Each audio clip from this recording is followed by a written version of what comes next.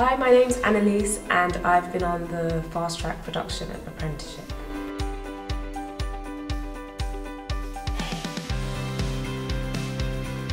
Throughout the year I've been working on a number of different projects. I've been able to go on concert tours with BBC National Orchestra of Wales, where I'm based.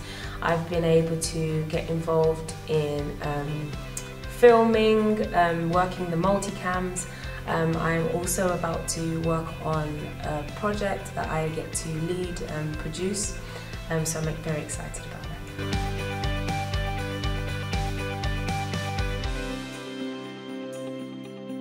The highlight of the apprenticeship has definitely been meeting loads of different people and networking, attending networking events, and also just learning from other colleagues and just gaining experience from their expertise.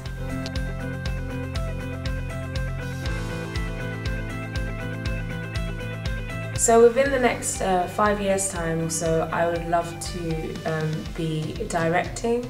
So yeah, I'd love to direct for TV, but also I'm also very much interested in podcasting, producing podcasts.